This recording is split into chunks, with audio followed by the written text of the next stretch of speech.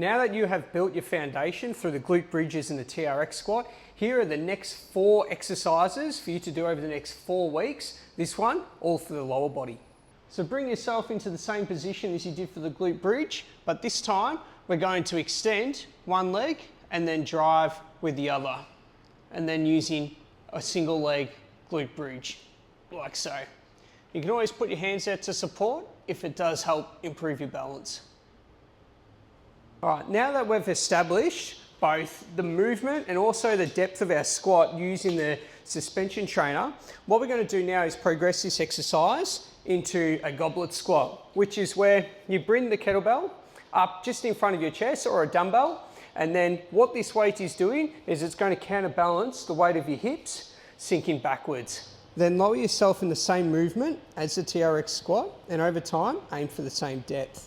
If you start to lean forward at a particular range of the motion, it may mean that you aren't capable of going lower than this at this stage. This is okay and perfectly normal as a newbie. Just continue to maintain your technique and gradually improve your depth of the squat until you can reach the same depth that you achieved using the suspension trainer. And this will be when you know that you're ready for the next step. So number 3 is the guided hip hinge. As a newbie, this one's really important. It's going to establish your ability to bend over and lift things without using your lower back. And the first thing that we want to do is get in the right position. So we just start ourselves about a foot off from the wall. In this case, I'm just going to use the plyo boxes as a wall. And then as we go down into the movement, we want to make sure that we're using the wall to stop us from sitting our hips back too far. Keep your back straight as you bend from the hips, with your butt sticking up against the wall.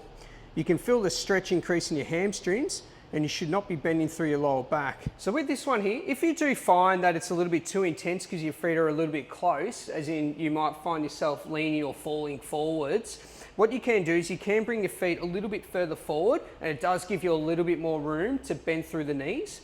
And what this will do is this means that it won't be so intense on your hamstrings and allow you a little bit more range to work through, so that way you can continue to practice the movement.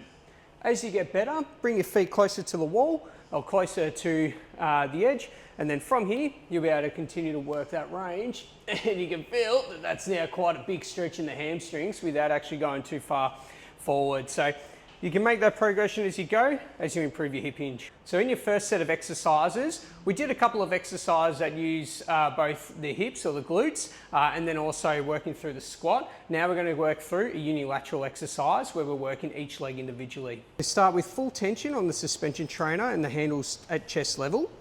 Step with one foot directly behind you, reaching back as far as you can go, while allowing that front knee to travel as far over your toes as possible. Bring the foot back into the starting position and then switch over to the other leg. You might find that your range of motion continues to improve as you continue throughout the set. This is also a great warm-up exercise as it helps lengthen and prepare your leg muscles for the workout ahead. So let's continue with these 4 lower body exercises for the next 4 weeks, alternating with your upper body exercises.